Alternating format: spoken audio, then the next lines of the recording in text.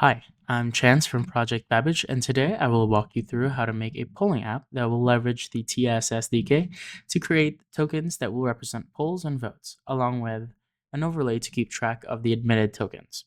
If throughout the video you feel lost or confused, please use the Babbage Talks website and go through the quick start to help you. This is an image, a preview of what you'll make, but the website is what you'll need to guide you through it if you ever get lost. This is our Babbage Documentations website, and you simply have to click on this Get Started. It will bring you to this Quick Starts menu, and you have a drop down over here of all of our guides. And we are doing the Metanet polling today. Before we get started, we do have a few requirements. You'll need to know React and TypeScript. You'll also need Webpack or Vite, whichever bundler you would like. Code editors such as VS Code, Node.js 20 plus, Docker, Lars for local testing, and Cars for cloud hosting. After you're done with the project, you can host it. Metanet wallet. Our MND looks like this, and you should be able to download it if you need it. So let's get started with the code. In order to get started, you will need to clone the template that contains the basic front-end React components to handle the polls and the votes. To do this, you simply have to visit the P2P PSR organization and go to the Pollr template. You can clone it via here and copying this, going to your command prompt, get clone, paste app polling, I shall call it.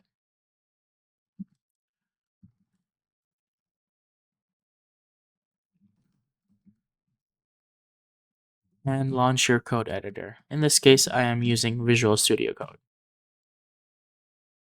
Once you are here, you should see a bare bones structure of the project, which will contain a front end and a back end, along with an important deployment.json. In the back end, we have SRC, which will contain our lookup services, topic managers. We'll have one, and we'll have one lookup service as well. Well, topic manager and then lookup service. In the front end, we have SRC that will contain the components, the pages, and the utility pull actions. So in this template, all of the front end is handled for you, and all you merely need to do is to code the submit create polls. And that's all about for layout. For coding,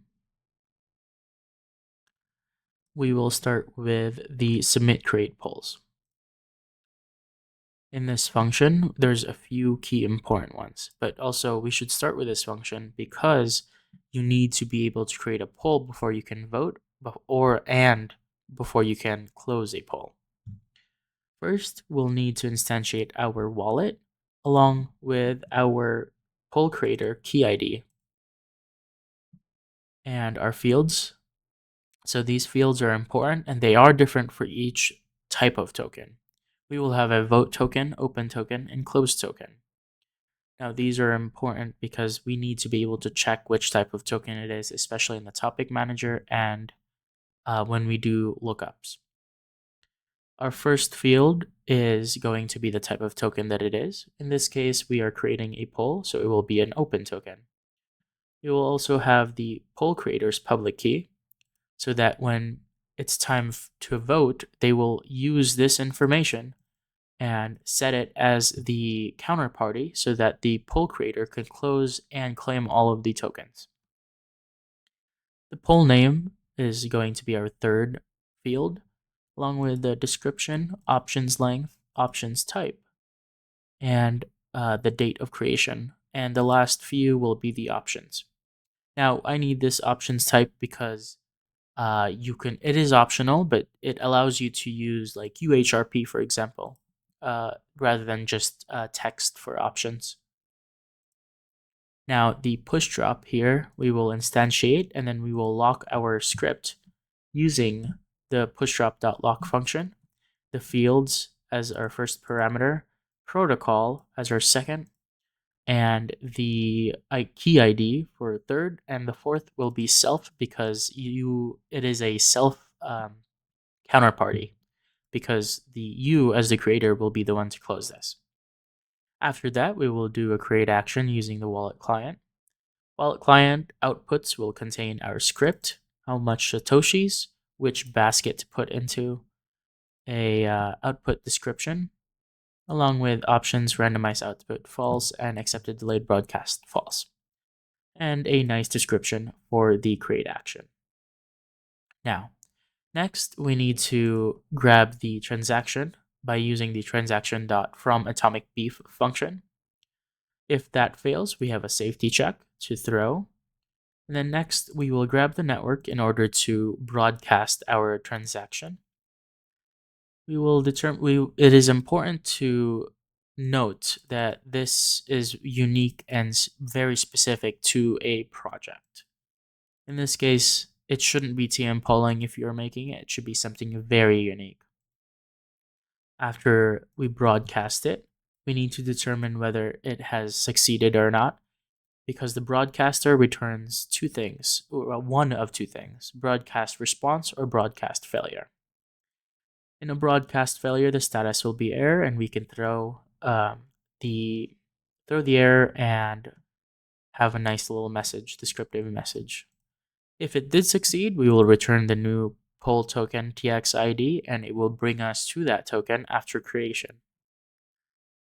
Now, after the token has been broadcasted, it will go to the topic manager to be admitted and checked whether it's a valid token or not. In this case, we will parse the transaction from the beef, transaction.promBrief function, and we will go through the for loop to check the outputs, or to check each entries from the outputs. After that, we decode the locking script from the output, and we check whether it's an open, vote, or close token. In this case, we'll focus on the open. Now, if you remember from earlier, our open token has 7 fields plus the amount of options, which is exactly what we check here. We know that it has 7 fields plus the number of outputs or options. If it doesn't meet that criteria, we throw and we move on to the next entry. Now, after it has been successfully identified and admitted, we go to the lookup service, which is where it will be admitted. But before we talk about this function, let's talk about the database. Now, we have one database and 3 collection. We separate it into 3 collection in order to query the proper tokens. So we have votes, closes, and open tokens. The votes token will contain all of the votes. The closes storage will contain all of the polls that have already been closed, and same thing with open, except valid open polls. Now let's get started with the output admitted by topic. We make sure that it is in the correct topic by checking the topic from the payload. We also get the locking script, TXID, and output index from the payload. Now, after we have determined that it is in the correct space, we will decode the output to determine where it goes. For example, if the first field after turning into a string is a vote, then we put it into the vote collection, or open and close collection. And here's the tricky part. Normally you would only do TXID and output index, but we need to do a lot of querying specific ones. So for vote, we need to be able to specifically check a vote and a poll ID to check whether someone has already voted on that poll ID. For example, our first fetch would be the poll, and then our second fetch would be if that poll has votes based off of the wallet ID that just voted. So using that, we can determine whether someone has voted already on a specific poll. On open tokens, we simply need the wallet ID of the creator. And for closed tokens, we don't really need anything other than the information within the token. Now let's go back to poll actions and let's go check the submit vote. Submit vote has a little bit less information than the poll token. For the vote, we simply need the type, the voter public key, the poll ID of which they are voting on, and the index. And specifically, this index will be the string the string option of what they were using. Or it could be UHRP, depending on whether you decide to have UHRP or not.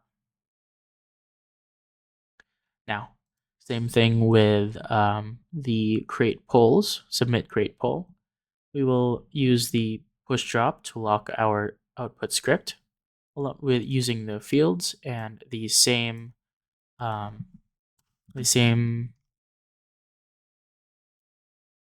losing my words here. The same protocol. Here we go. And remember, the poll key is what we need. If you remember earlier, we have this creator public key. So that will link into this poll key. And this poll key represents the creator's public key.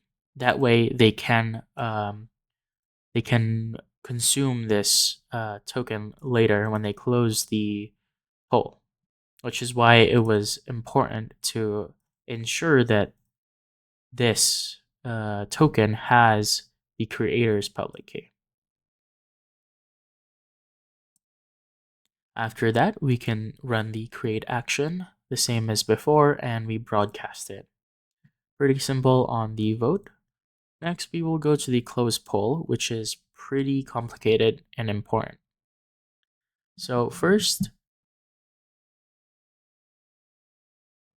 from the specific, because we need to know what the current votes are in order to close this token. So we go and build our lookup resolver after making the pull query. So the pull query, and I'll explain what the type is later, but this is structured so that it grabs all of the votes for a specific poll. So this TX ID in the query will be the poll ID that we are looking for. And in this case, this poll query has a couple things. We have the type, all vote, poll, all votes for, and all polls.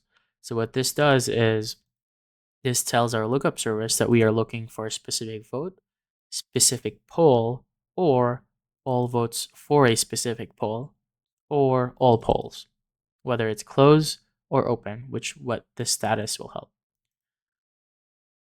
This TX ID is depending on whether we're looking for a poll or not. And then this voter ID is depending on whether we're looking for a specific vote or not. Now, back to close. After we have queried for the votes, we will count and tally the votes. And we have this for loop function to decode and handle all of the votes, and which is pushed into this array of votes. After that, we tallied it right here. Oh, sorry, right here. And this one uses the this one grabs the poll options. So these poll options is a helper function that I will discuss later. But we'll go back to the close poll functionality.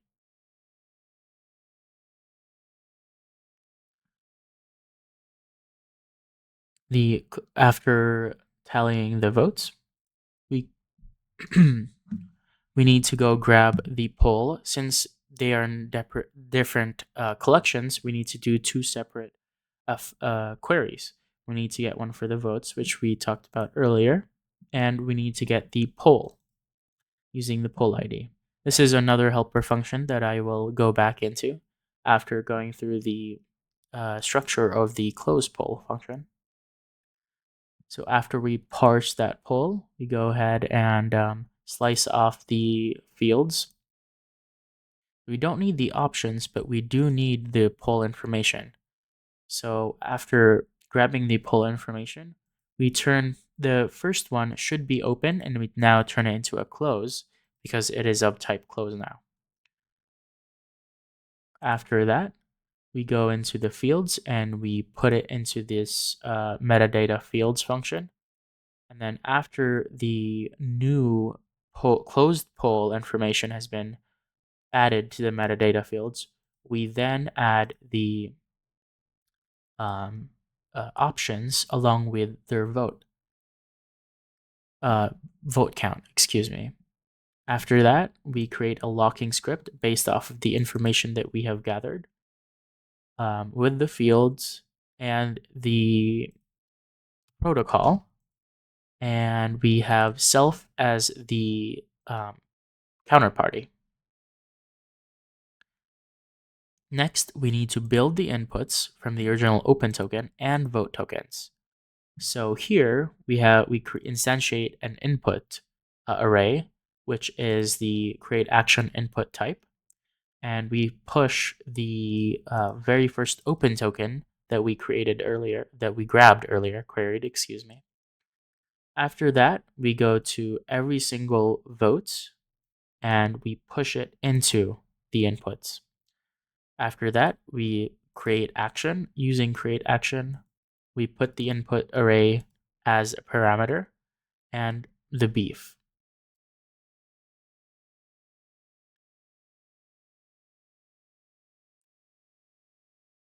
After that, we grab the transaction and we go ahead and sign the vote tokens along with the open token. And then we, broadcast it after signing.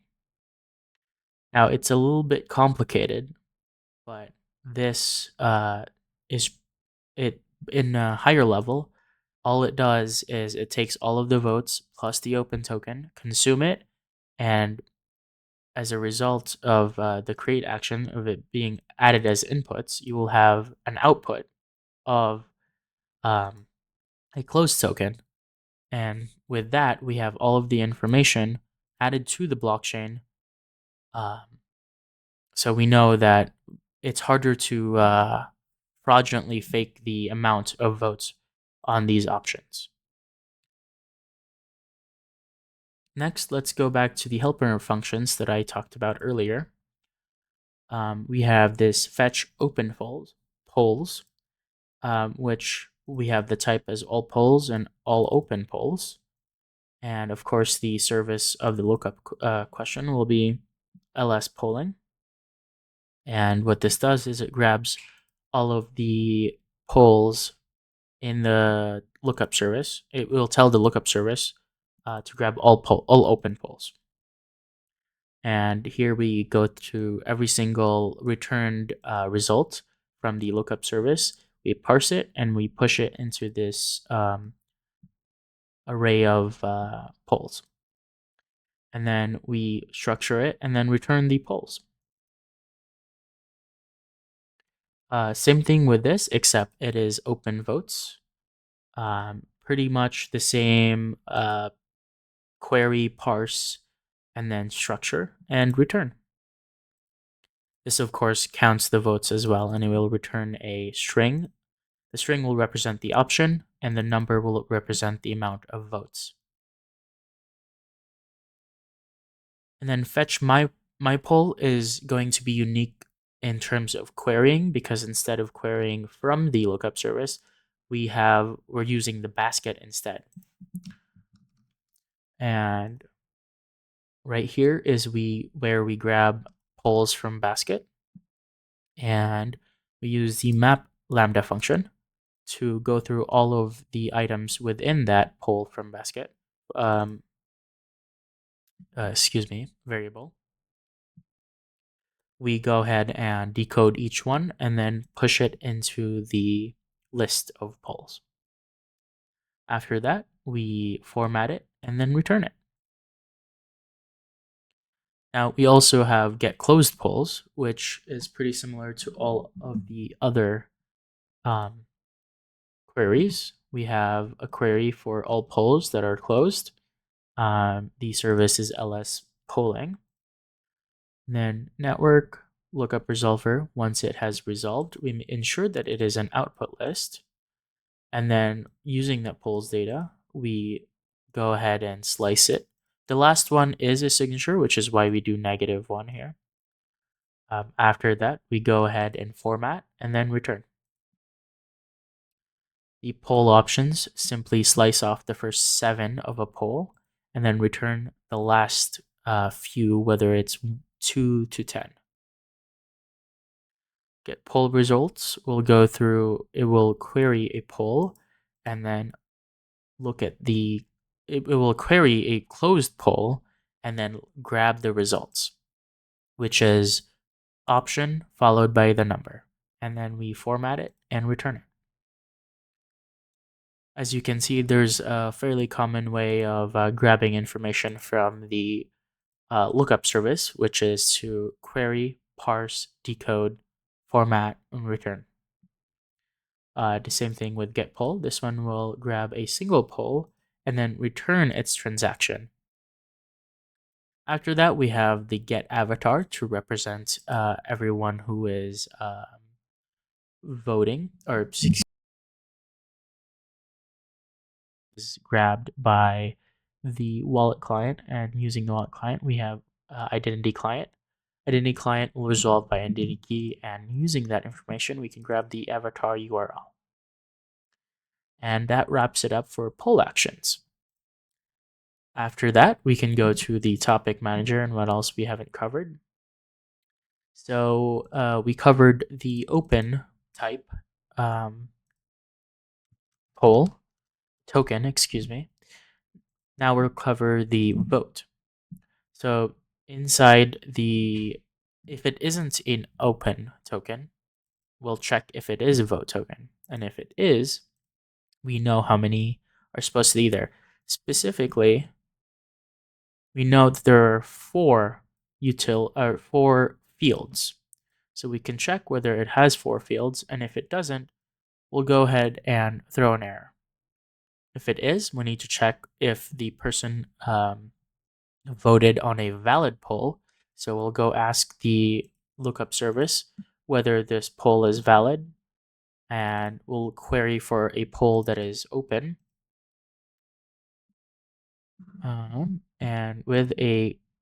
And then bundle it into a lookup question, the service ls polling, or whichever you decide your service would be.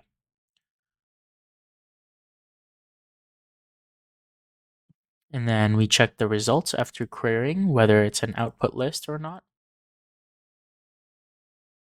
We check whether the poll has been found. And then after that, we query for a vote. Specifically, we are using TXID, poll ID, or, well, specifically both actually. We're using the voter ID. So we have the poll ID and voter ID to locate whether someone has already voted or not. And if they have, we go ahead and throw it. So here is where we throw if it is greater than 0, because that means the lookup service has located a vote belonging to you towards that poll. Next, we'll cover the close.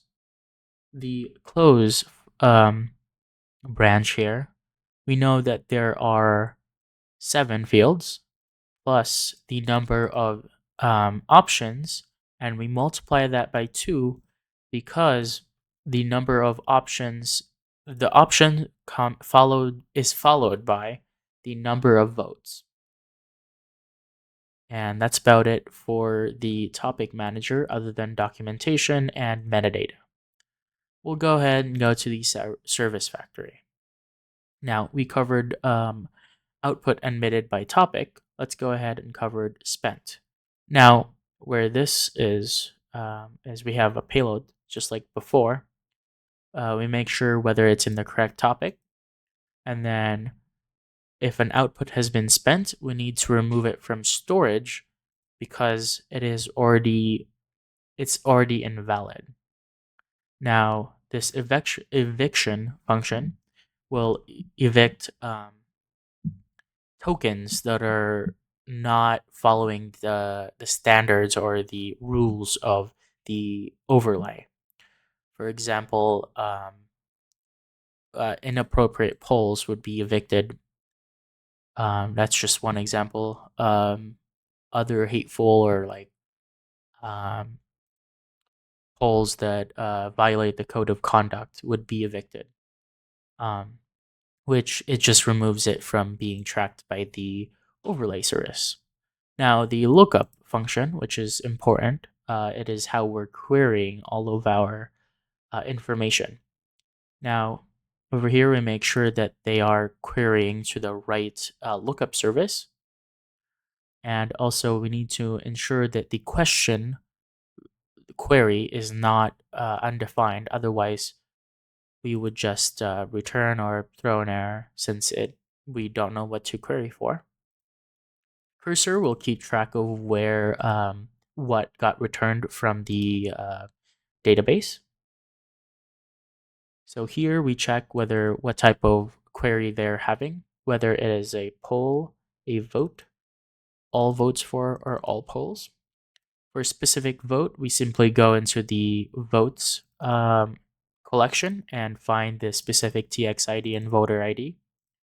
For the closed, we specifically only have to do the TX ID, whoever created the closed token. And the same thing for if it is open. Next, we check for if it's all votes for. We simply go into the votes, we find the specific poll ID, and then all votes for that poll will be returned. And then all polls will be open or closed. All open and or closed polls will be returned. And that wraps it up for code. And in terms of what we are looking for on a final end state, let me just bring it up here by launching a project. Once you launch the project, you should have something like this, which will query all of the active polls. We have the create poll, my polls, which goes into your basket and retrieves it, and the completed polls, which is all closed polls. Now let's go ahead and create a poll. We'll call it fruit. Poll description, favorite. What is your favorite fruit? We'll have, let's say, 5 options. Option 1 is orange, apple, banana, guava, and what is another fruit? Pear.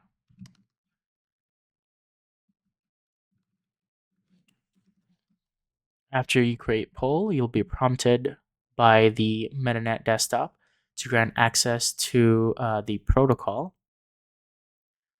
Another protocol. And you'll get the message of successfully creating a poll. And once you have created it, it brings you to the poll that you just created, which is why it's important to return the poll TXID afterwards, because it is linked to each poll. So right here, we return it, and after it is returned, it puts the poll ID right here, which is its TX ID, and you are guaranteed to have it unique. So each poll that will be loaded is unique. And these are your options. Let's vote for, let's say, orange.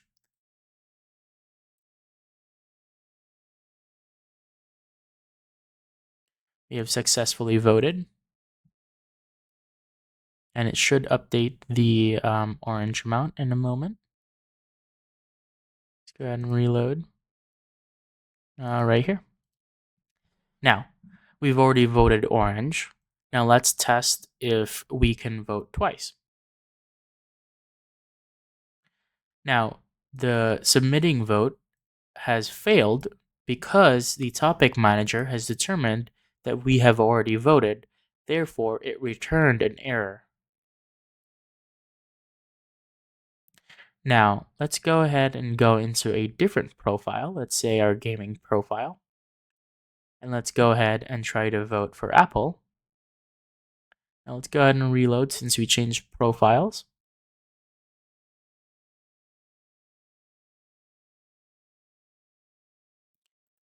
So as you can see, the close button has disappeared because only the creator of the poll is allowed to close that poll. Let's go ahead and vote pair. More access since this account hasn't seen this protocol yet, and we have successfully voted, and pair is right here. Now let's go ahead and go back to their default. Now you might say that someone can still close the poll if they decide to change it. However, since we are checking in the close whether it belongs to you or not, and also the counterparty is also not set to you. Let's say you go to your personal account and you try to close this poll.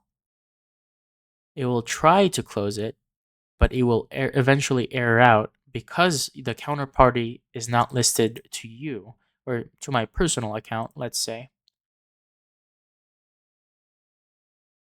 Error closing poll because it doesn't belong to you. So that is a safety net that we have added onto the logic of the code. Because the ID doesn't belong to you, you cannot claim these tokens. However, if we go ahead and go back to our default account, which is the one that created the poll, we're now able to properly close it and claim those tokens. Now we've closed the poll, and there's no more polls that are active because ours was the one we created was the only one that was there. We go to my polls, and it's no longer here either. We go to completed polls, and here it is with the results. These results are directly within that token, so they can never be changed, and they have backup proof as their inputs. And we can check right here, localhost, and the one we closed is right here, along with the inputs and how much satoshis. And you can see that this is the TX ID of our closed poll, and it maps directly to the Metanet desktop closing transaction ID.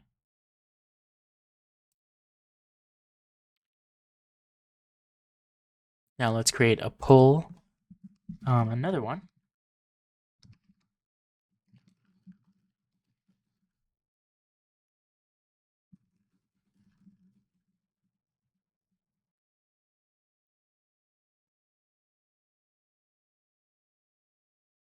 And we can go to my polls, and this shows up. Completed polls, my polls, and active polls. And with that, that wraps up the polling in the blockchain project. And if you'd like to go through more of our quick starts or project guides, feel free to go to the Babbage Docs website, and you'll be able to go through our quick starts. And with that, have a nice day.